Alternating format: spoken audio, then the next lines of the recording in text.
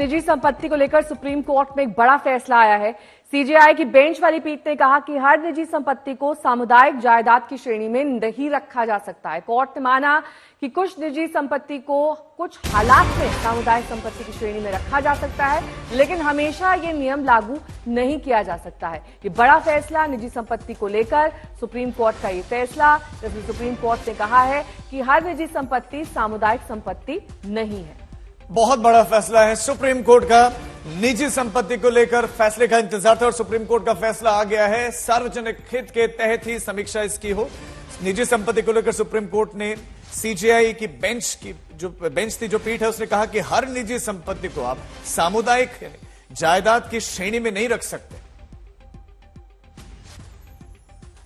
संजय शर्मा जुड़ गए हैं तमाम जानकारी के साथ।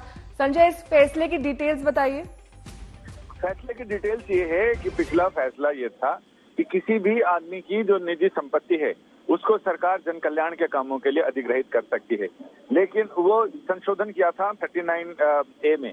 लेकिन अब सुप्रीम कोर्ट के 9 जजों की संविधान पीठ में से 7 जजों ने एक मत ये फैसला सुनाया है कि सरकार सभी मामलों में निजी संपत्ति का अधिग्रहण नहीं कर सकती है। हाँ, कुछ मामलों में जरूर कर सकती है, तो वो मामले स्पेसिफिक होंगे।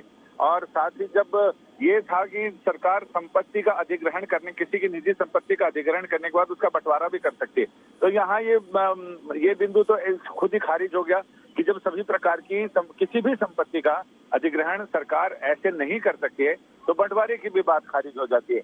इन्होंने इसको फैसले को विस्तार देते हुए ये कहा कि उस समय की सरकार ने जो फैसला किया था, संशोधन किया था, वो 1960 और 70 के दशक में वो समाजवादी अर्थव्यवस्था की ओर सरकार का झुकाव था।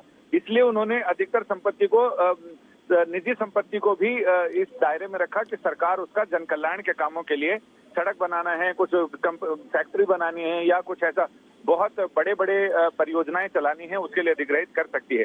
तो ऐसे में अब इन्होंने कहा कि हम किसी खास तरह की अर्थव्यवस्था से हम बहुत दूर हैं और आज की देश की उभरती हुई चुनौतियों का सामना कर रहे हैं, तो ये एक बड़ा फैसला है।